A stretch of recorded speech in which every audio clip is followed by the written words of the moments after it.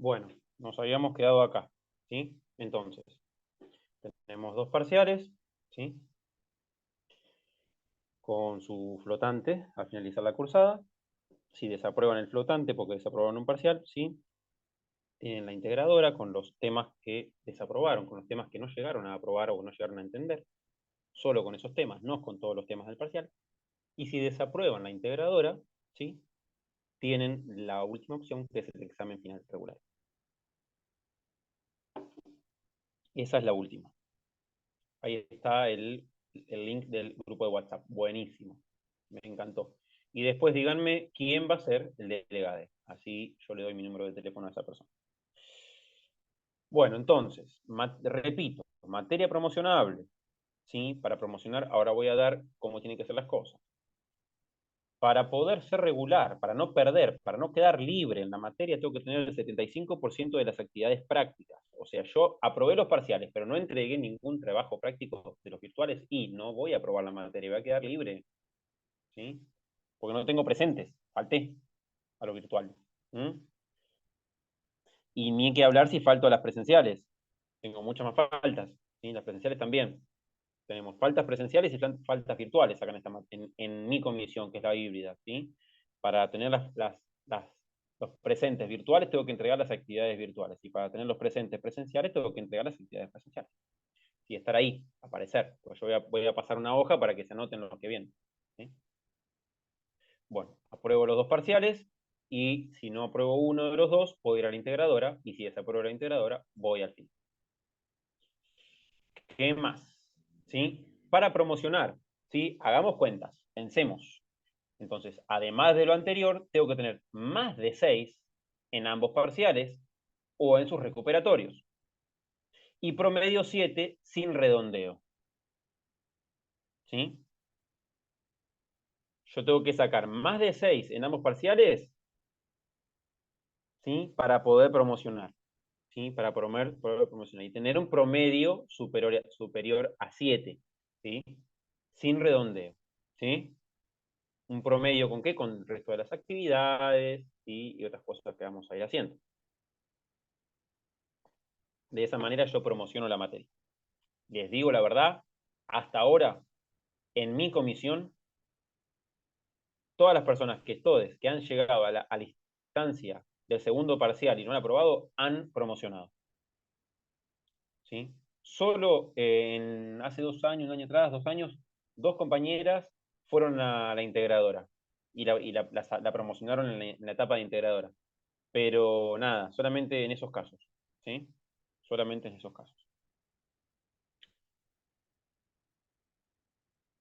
Bueno, antes de pasar a la bibliografía, quiero comentarles que el primer parcial es oral e individual, ¿sí? El primer parcial es oral e individual, ¿sí? Con muestras, ¿sí? Ahora van a ver cómo vamos a ir practicando y yo les voy a ir demostrando cómo voy a ir tomando. Y el primer parcial es oral y con muestras, muestras de plantas, ¿sí? En vivo y en directo. Y el segundo parcial es oral, pero grupal, ¿sí? Oral, pero grupal. Si hay una persona que ya sabe de antemano que no puede rendir un examen oral, ¿sí? Porque realmente le cuesta. Me ha pasado gente que se ha angustiado, ha llegado casi al punto del ataque de pánico y no ha podido rendir, ¿sí? Bueno, en esos casos yo lo que hago es que le tomo escrito a esa persona en particular, ¿sí? A esa persona en particular le tomo escrito, ¿sí? Pero son casos puntuales, ¿sí? Y me tienen que avisar de antemano para yo saber y preparar un parcial escrito para esa persona, ¿sí? Persona. Y luego el segundo parcial es oral, pero grupal, ¿sí? Que bueno, llegando el momento voy a decir cómo es, ¿sí? Pero el primer parcial es oral, individual y con muestras para ir viendo y desarrollando. Bibliografía sugerida, ¿sí? El Nabors, que va a estar colgado ahí, el Raven, ¿sí? El Curtis y el Vaya, ¿sí? El Vaya es el que más vamos a usar, que está todo colgado, ¿sí? Todo colgado acá en el coso, en el campus virtual. Y además, en el apartado de nuestra comisión, la comisión número 3, yo dejé bibliografía específica para nuestra comisión. puse bibliografía para manijas, para gente que le gusta la botánica y quiere realmente introducirse en ese mundo. Hay un libro que se llama Esau K, que está ahí, Anatomía de las plantas con semillas. Ese libro es para profundizar. Es un libro muy completo sobre biología de las plantas, más que nada morfología y otras cosas, ¿sí? Es un libro para la gente que quiere profundizar. Y después colgué uno que se llama Manual de Temas Botánicos. Manual de Temas Botánicos. También está en nuestra solapa de la comisión, que es para todo lo contrario. Es aquella persona que no tiene tiempo, que sabe que no le va a poder dedicar el tiempo a la materia y que quiere aprobar igual. Para esas personas está el Manual de Temas Botánicos, donde está todo muy resumido, y el resumen llega hasta donde yo quiero que llegue, hasta ahí, hasta el punto de que el profe quiere que estudien. Menos de eso van a desaprobar. Hasta ahí aprueban. ¿Sí? O sea, el límite está en el Manual de Temas Botánicos. Es lo más resumido de teoría que pueden tener está en el Manual de Temas Botánicos. ¿Sí? Después tienen el intermedio, que es el Valla, donde tienen para leer teoría, ¿sí? Llegar a algo intermedio. Y el superior, ya, cuando quiero ser súper manija, me encantan las plantas y quiero aprender en profundidad, voy al SAU. ¿Sí? Lo mínimo, ya les digo, Manual de Temas Botánicos. ¿Sí?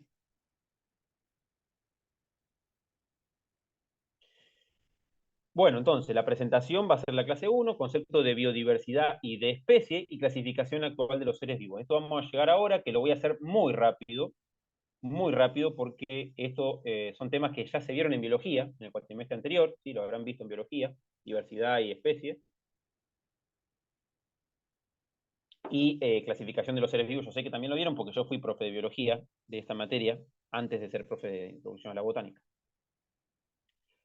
Bueno, yo cuando me presenté, bueno, dije, soy mi nombre, soy Matías Benavides, soy licenciado en Biología, Orientación Botánica, soy botánico de la Universidad Nacional de La Plata. Después hice mi doctorado en la Universidad de Buenos Aires, ¿sí? Me doctoré en una temática que se llama fitorremediación. Y además hice una maestría, ¿sí? En la Universidad de Sevilla, España, donde me especialicé en microbiología aplicada, ¿sí? Así que me gusta todo lo que es la parte microbiológica, me gustan las plantas, ¿sí?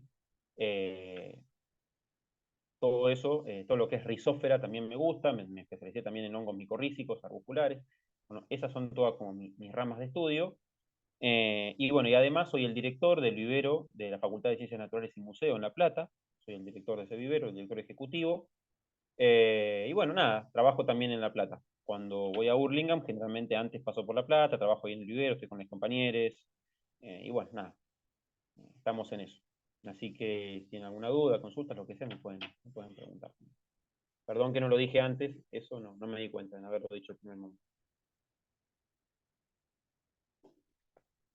Bueno, entonces vamos con la presentación, ¿sí? Concepto de biodiversidad y especie y clasificación, lo vamos a hacer rapidito para después entrar en la clase 2, que es la que más me gusta, más me interesa.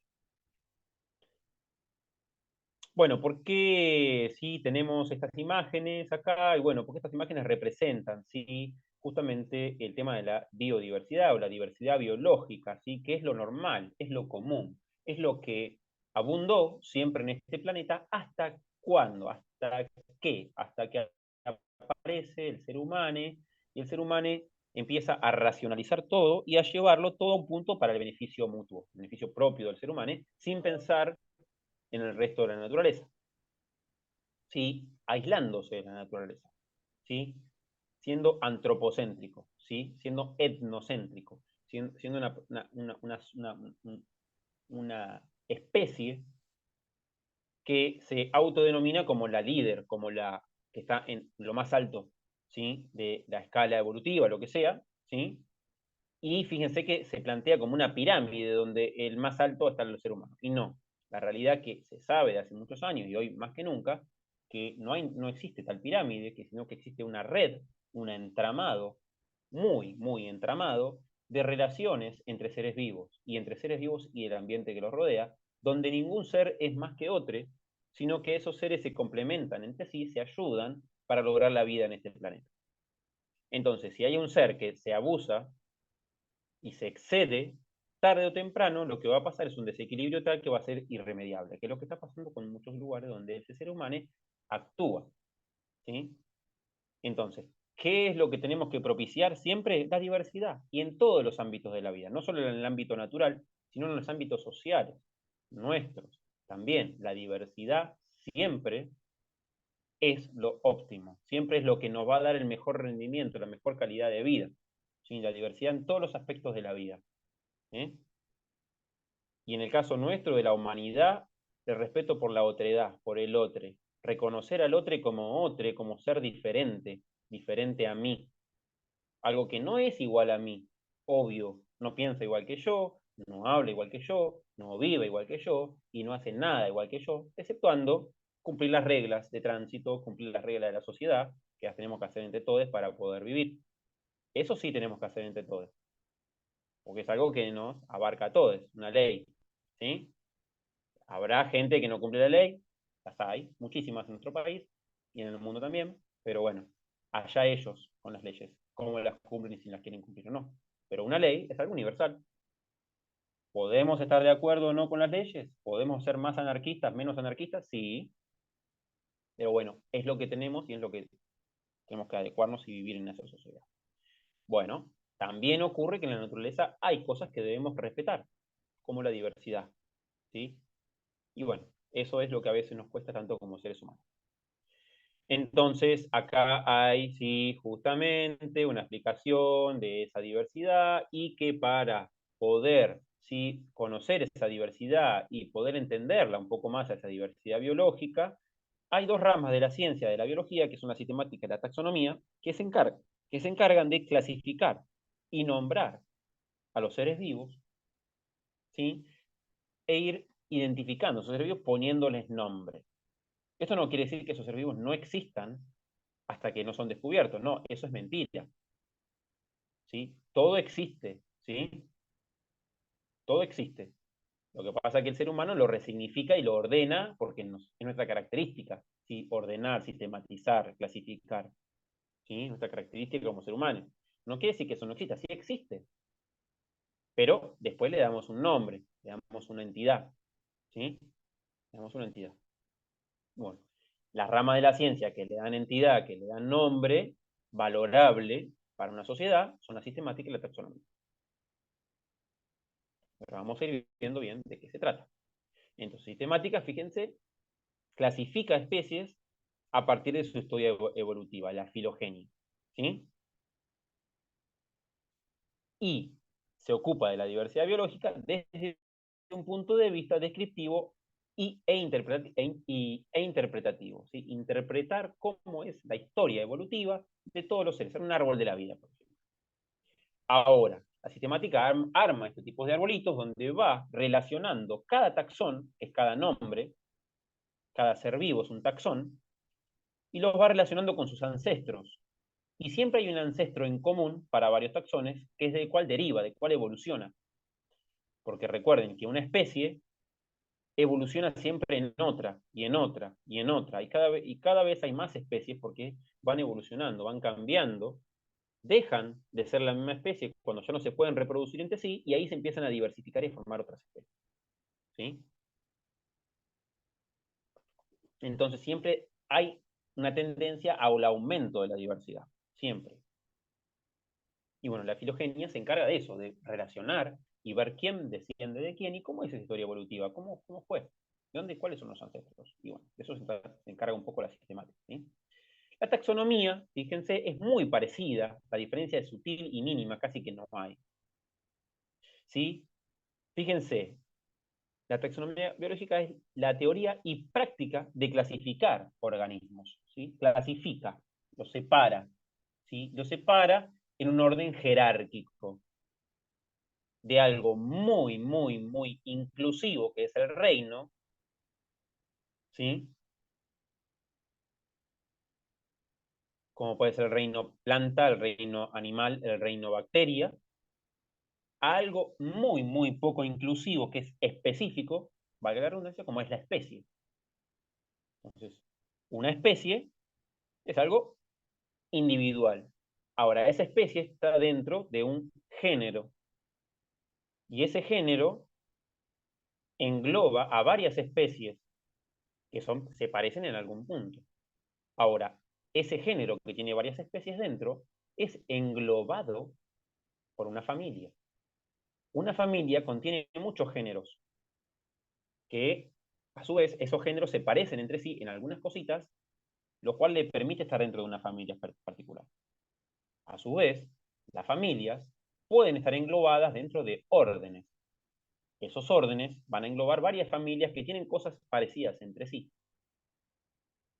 y forman un orden. Y a su vez, esos órdenes pueden estar englobados, ¿sí?, en filos.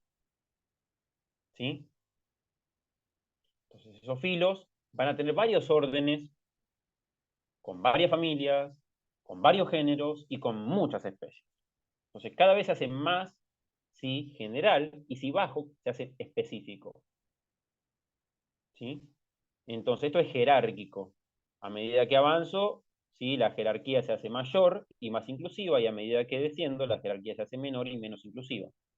¿Me hago entender, gente? ¿Cómo es el tema de la taxonomía? Sí, sí. Sí, sí, está claro.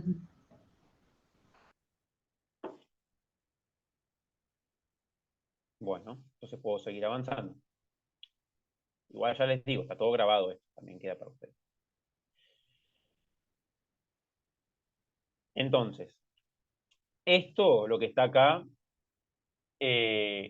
son definiciones de especie que después, el que quiera, la lee, baja la presentación, lo lee, esto es teoría pura, no me interesa que discutamos cómo es la definición de especie de acuerdo a la ecología, a la biología, a la genealogía, no sé, a mí no me interesa por lo menos eso para la materia.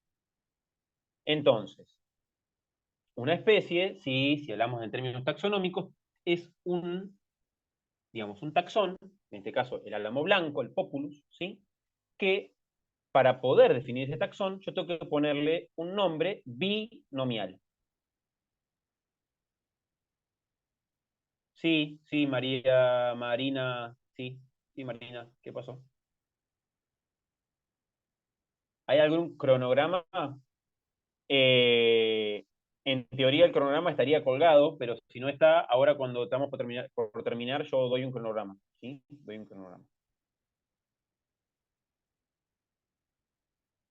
Sí, sí. Ahora yo, antes de terminar el horario, doy el cronograma. Bueno, entonces, ¿qué pasa? El nombre de una especie es binomial, ¿sí?, que es lo que inventó Linneo, ¿sí? Un nombre es el epíteto genérico, que habla en el género al cual pertenece esa especie, y otro es el epíteto específico. O sea, el epíteto específico es único para ese taxón, para esa especie, y el genérico representa el género al cual pertenece esa especie, que pueden ser varios taxones con el mismo género, ¿sí? Entonces, ¿cuántas especies de álamo hay? Y muchísimas, ¿sí? Yo al menos conozco 3 o 4 especies de álamos que crecen acá donde vivo yo. El plateado, el otro que es, o sea, para hacer cortinas vegetal, no me acuerdo cómo se llaman los nombres específicos, pero al menos reconozco 3 o 4 tipos de álamos diferentes. Bueno, todos esos álamos comparten el género, que son Populus. Ahora, cada uno de esos álamos va a ser, en este caso, el alba, porque es el blanco. Pero lo que va a ir cambiando de eso va a ser el epíteto específico, lo que me va a decir que es esa especie. Ahora, el género Populus es el mismo. Ese género reúne a todas las especies de Populus, que son todas las especies de eh, álamo. Ahora, el género álamo, que es el género Populus, está incluido dentro de una familia, que es la familia Salicaceae. Esa familia Salicaceae involucra 2 o 3 grandes géneros. Los más importantes es el género Populus y el género Salix, o sea, los sauces. Sauces y álamos están relacionados, ¿sí?, de alguna manera, por varios aspectos morfológicos y otros genéticos, ¿sí?, que están dentro de la misma familia Salicaceae, ¿sí? Ahora, por encima de la familia está el orden, que es el orden Salicales, que acá no está. Ese orden Salicales involucra un montón de familias. Ahora, por encima del orden, ¿sí?, está la clase Malpighiales, ¿sí?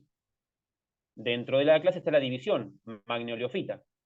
Dentro de Magnoliofita está el reino Plantae, ¿sí? Y arriba del reino Plantae hay otra división más, una jerarquía aún mayor, ¿sí? Que es el gran reino Eucaria, porque estos son eucariotas. Y después tenemos el gran reino Procaria, porque hay otros que son procariotas, ¿sí? Es más inclusivo todavía, ¿sí? ¿Se comprende, gente, cómo venimos el tema de la jerarquía dentro de la taxonomía? ¿Me hago entender? Sí, sí. Sí, Sí, profe. profe. Sí, sí, sí. A su vez, sí, cada, cada jerarquía tiene una terminación específica. La familia termina en CAE, Salicase, ¿ven? Salicá, CAE, bueno, ese CAE es la terminación específica para familia. Ahí donde dice clase, no debería decir clase, debería decir orden, porque la terminación ales es de orden. Malpigiales, rosales, que viene de la rosa, ¿sí? Eh, euforbiales, viene de la euforbia, no sé, y así. La terminación ales es de orden, borren ahí clase, no es clase, ¿sí?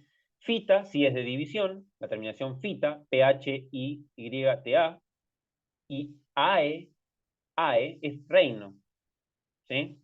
Entonces, cada una tiene una terminación, exceptuando el género, que el género puede terminar como sea, porque tiene un nombre propio, igual que el epíteto específico, termina como sea. Ahora, de familia para arriba, tiene terminación. Sea de familia, al es género, orden, ¿sí? Fita es división, AE es reino. Eso para la taxonomía botánica, cambia para la taxonomía de animales, ¿sí? Es otra, diferente. Disculpa, profe. ¿Clase y orden son conceptos distintos o son sinónimos? Son distintos. Clase es más inclusivo que orden es menos inclusivo. La clase está por encima del orden, ¿sí? Y la clase es ópsida, termina en ópsida, ¿sí? Magnoliópsida, por ejemplo, ¿sí? Sería la clase.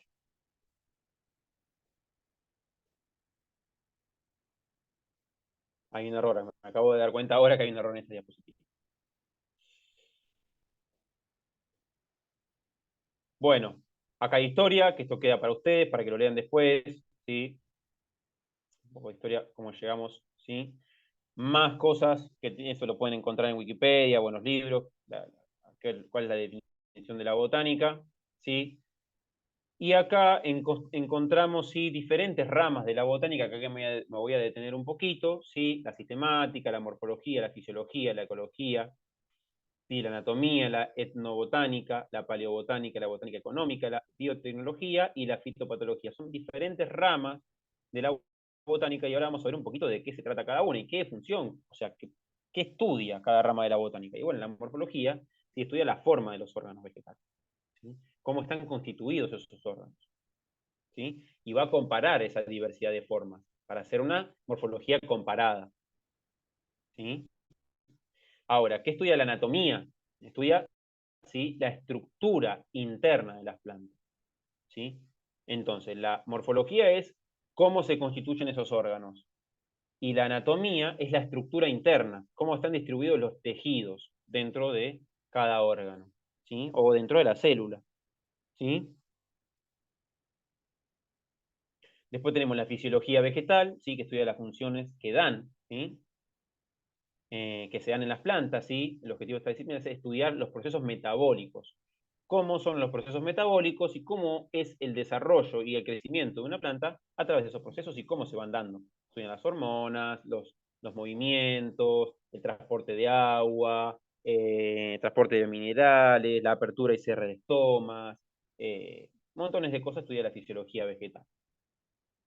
La ecología, bueno, sí, justamente son estudios ecológicos de cómo se van adaptando y cómo conviven las plantas con relación con su ambiente y con el resto de los seres vivos, ¿sí? Ecología por parte de la botánica. La fitopatología va a estar, ¿sí?, tratando con enfermedades, ¿sí?, y las causas que pueden estar relacionadas con las plantas, ¿sí? La biotecnología, no voy a hablar de este tema, ya sabemos, con decir la palabra Monsanto ya creo que queda claro. Y la botánica económica sí se va a estar encargando de todos los usos que la humanidad le ha dado a las plantas, ¿sí? Desde que fuimos homínidos, simios, hasta hoy en día. Todos los usos y cómo ha ido variando esos usos a través del tiempo, ¿sí? Y eso lo vamos a ver cuando estemos terminando el cuatrimestre. La paleobotánica estudia justamente los fósiles, ¿sí? Las plantas fósiles, cómo vivían en sus ambientes ancestrales. Vamos a ver muy poquito, casi nada de paleobotánica, ¿sí?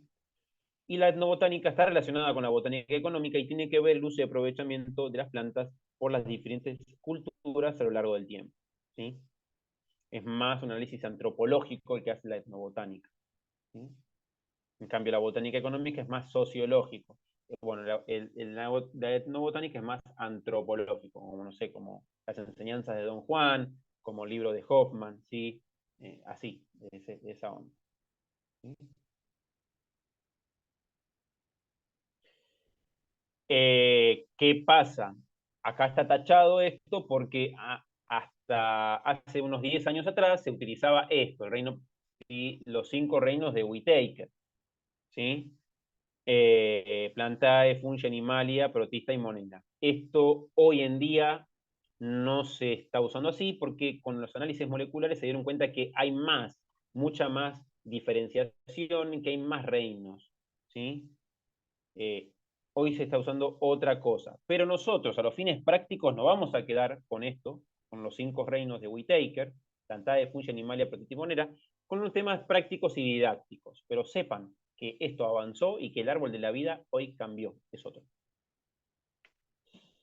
Y acá me voy a detener también otro poquito, porque ahora después en la clase 2, cuando terminemos un poquito acá, vamos a verlo más. Y esta es la parte de paleobotánica, ¿sí?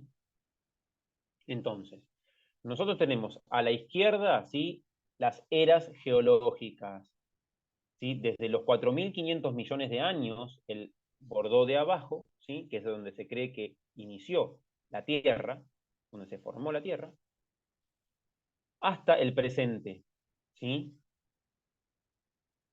Entonces, la vida de las plantas empieza allá, más o menos a raíz de los que son los 500 millones más o menos de años, ¿sí? Las plantas como tales y organismos parecidos a las plantas de hoy, ¿sí? Como algunas algas.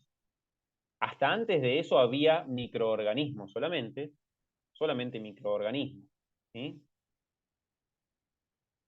Y la mayoría procariotas, y muy pocos procariotas, eucariotas, que aparecen, fíjense, más o menos alrededor de los 1.600 millones de años.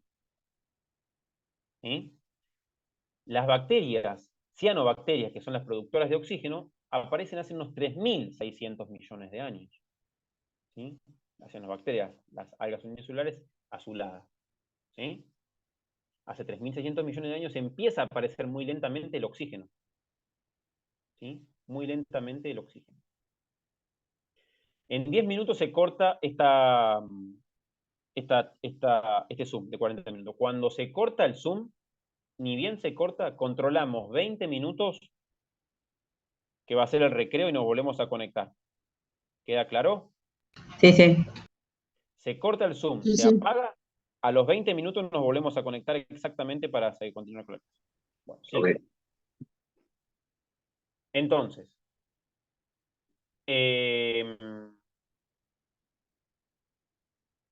la vida en la Tierra es con mucho tiempo, hace muchos años, ¿sí? Que están acá los microorganismos. Pero bueno, a lo último, ¿sí? Ya a los 500 millones de años, empiezan a aparecer algas parecidas a las algas de hoy, y hace 415 millones de años más o menos empieza a aparecer plantas terrestres. Salen del agua esas algas y empiezan a tomar formas muy precarias, ¿sí? Y empiezan a aparecer las primeras plantas terrestres. ¿Cuándo? ¿Sí? ¿Cuándo? Es eso. Y fíjense en el Cámbrico, ahí abajo, ¿sí? Empiezan a aparecer algunas cosas parecidas a las algas. ¿Sí? En el Ordovícico, hace 505 millones de años, fíjense, empiezan a aparecer las algas. Todo esto en qué era, en la era paleozoica, ¿sí? En la era cuando empiezan a aparecer también los primeros parecidos a los dinosaurios. ¿Sí? Luego en el Silúrico ya hay bastantes cosas parecidas a las algas de hoy, Y en el Devónico es donde aparecen las primeras plantas terrestres, en el Devónico, ¿sí? Luego, en el Carbonífero, que se llama Carbonífero porque la gran cantidad de plantas que hubo, muy grandes, ya había dinosaurios ahí, ¿sí? Se llama Carbonífero porque hay grandes reservas de carbón de esa época, y son las reservas de carbón que se usaron, por ejemplo, para la revolución industrial en Europa, ¿sí? Y son las reservas de carbón que tenemos acá en Río Turbio, ¿sí? En el sur, en la provincia de... ay, no me sale el nombre ahora. Pero bueno, en el sur, de Santa Cruz, ¿sí? Esos depósitos de carbón son fósiles, son plantas fósiles del carbónico, del carbonífero, que se llama carbonífero justamente por eso, porque en ese momento se generaron esas reservas de carbón, desde ahí se vienen generando, ¿sí? Igual que el petróleo, viene de mayoría de fósiles de plantas, ¿sí? Ahora, después del carbonífero viene el pérmico, y fíjense que ya en el carbonífero aparecen, ¿sí?, las gimnospermas, y antes en el devónico los helechos, ¿sí? Los helechos aparecen en el Devónico entre los 408 millones de años. Y fíjense que el Carbonífero en los 360 millones de años aparecen las gimnospermas. Luego en el Pérmico, ya las gimnospermas evolucionan cada vez más. Y fíjense que en el Triásico recién aparecen mamíferos y aves. O sea, hasta el Pérmico había solo dinosaurios, solo reptiles. En el Triásico empiezan a aparecer las aves del terror, esas aves que van reemplazando los dinosaurios, ¿sí? Y mientras tanto teníamos helechos y gimnospermas y la edad dorada de las gimnospermas. Son gimnospermas enormes, tremendas, que hoy las podemos ver en el Parque Nacional Los Alerces, allá en Esquel. Vamos a ver las araucarias petrificadas, el bosque petrificado, impresionante, ¿sí? En el Parque Nacional Los Alerces. Bueno, todo eso ocurre en esa cantidad de millones de años que estamos viendo ahí. Y esos bosques enormes se petrifican, algunos y otros se convierten en carbón y en petróleo que hoy estamos usando. Bueno, fíjense que desde que las gimnospermas aparecen hace 360 millones de años, pasan, ¿sí?, casi más de 100 millones de años hasta que aparecen las angiospermas, que son las últimas plantas con flor, en el Cretácico. Pasa el Triásico, pasa el Jurásico, que es la etapa dorada de los dinosaurios, y recién después, en el Cretácico, aparecen las angiospermas. ¿Sí? Y una vez que aparecen las angiospermas, ya está todo muy casi idéntico a lo que conocemos hoy. Casi no ha cambiado. Desde hace 150 millones de años a la actualidad, no ha cambiado nada. Muy poquito ha cambiado, ¿sí?, el ambiente. Lo que hay, nosotros, seres humanos, como dije hace un rato, lo hemos hecho cambiar para mal. Pero bueno, no ha cambiado mucho desde hace 150 millones de años más o menos, ¿eh? Y ahí aparecen las angiospermas, ¿sí? Hay un lugar muy hermoso para ver las angiospermas que está en Neuquén. No me acuerdo el nombre ahora, yo después cuando me acuerde lo voy a decir. Es Laguna algo, hay un Museo Feruglio, que fue un paleobotánico muy importante de allá del sur, y es el lugar con plantas fósiles más importantes del mundo para una cierta edad, que es justamente donde aparecieron las angiospermas, ¿sí?, entre los 150 y los 200 millones de años, ¿sí? Hay una gran cantidad de fósiles ahí, yo no me acuerdo el nombre ahora de ese lugar, se llama Laguna de algo, porque antiguamente fue una laguna, y cuando había lagunas es un clima propicio para que ocurra después la fosilización. O sea, hay una cantidad de fósiles de plantas inimaginables. Es para la época, para la edad, para la era geológica esa, es el lugar del mundo donde mayor hay plantas de esa época. Después hay otros lugares en el mundo donde hay plantas de otras épocas y así. Pero justo en Argentina tenemos de registro de fósiles de angiospermas antiguas y algunas gimnospermas de las últimas. Así que ese está muy bueno para ir a conocer. Pero bueno, si buscan Museo Feruglio en el sur, muy cerca de ese Museo Feruglio aparece justamente este lugar que es Laguna algo, no me acuerdo el nombre, donde se pueden ir a ver plantas fósiles. Además del Parque Nacional Los Alerces, pero el Parque Nacional Los Alerces vamos a ver solo gimnospermas, solo araucarias petrificadas, ¿no?, de la época ancestral. Bueno, esto es un poquito de evolución, un poquito también lo que tiene que ver con paleobotánica, ¿sí? Eh, cómo deviene una planta de la otra. Esto lo vamos a reforzar ahora en la segunda clase. Bueno, y esto es algo fundamental, va a ser tomado como teoría en el parcial, ¿sí? Las características principales de plantas, hongos y algas. ¿sí? Esto va a ser pregunta de parcial teórica, ¿sí? Puede ser para cualquiera de ustedes una pregunta parcial teórica, ¿sí? Tanto para profes como para tecnicatura, ¿sí? Para profes es material didáctico especial, porque te sirve para enseñar, está buenísimo, ¿sí? Tenemos eucariotas en los primeros dos casos y eucariotas y procariotas en el tema algas, ¿sí? Multicelulares, ¿sí? Únicamente las plantas, hongos uni o multicelulares, ¿sí? Algas pueden ser uni o multicelulares, ¿sí? Puede ser laguna del Huanco, sí, puede ser laguna del Huanco, tranquilamente. Bueno, las plantas son de vida libre, parásitas, simbiontes, ¿sí? Los hongos son de vida libre o parásitos, endófitos, patógenos. Las algas pueden ser también de vida libre o pueden ser no, ¿sí? También pueden ser simbiontes. Las eucariotas, las plantas sí pueden tener cuerpo, tienen cuerpo organizado en tejidos y órganos, ¿sí? Los hongos tienen cuerpo no organizado en tejidos, ¿sí? Llegan hasta nivel solamente de filamento, niveles de organización. Y los niveles de organización de las algas son también hasta filamento, ¿sí? Esas son cosas, preguntas de parcial, teórica.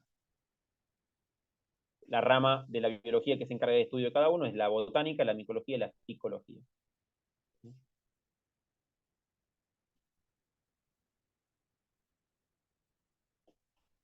Bueno, y hasta acá llegamos con esta clase, queda 1 minuto 36, ya se acaba, ¿sí? Hasta acá llegamos con esta clase, con esta parte de la clase. Ahora, después del recesito que nos tomemos de 20 minutos, seguimos con la clase número 2, que es la que más le quiero sacar jugo el día de hoy, ¿sí? Para que puedan ir haciendo las actividades prácticas, ir haciendo algunas prácticas. Y bueno, el cronograma va a ser el siguiente, ¿sí? Hoy arrancamos con la clase número 2, ¿sí? Que tiene que ver con taxonomía, ¿sí? Con taxonomía y algo de diversidad de plantas. La semana que viene seguiremos con taxonomía, ¿sí? A la otra semana arrancamos ya con morfología del cormo, ¿sí? Morfología de hojas, morfología de tallos, morfología de raíces, morfología de flores, ¿sí? Luego de eso vamos a ver a la siguiente semana, o a las otras 3 semanas, el tema que sigue es, ¿sí? Anomalías, ¿sí? Formas raras, cosas que, adaptaciones del cormo, adaptaciones de las diferentes partes de las plantas, y vamos a estar cerrando, ¿sí? Antes del parcial, con lo que es flores, frutos. Flores, frutos, bien visto todo lo que es flores, frutos y anatomía de las semillas y ciclos de vida de las plantas. Con eso cerramos para el parcial. Igual ahora, cuando termine, cuando empecemos, después del receso que nos tomemos de 20 minutos, vuelvo a aplicar todo. Bueno, se va a cortar. Nos vemos en 20 minutos casi, ¿sí? Recuerden, ni bien se corta, calculen 20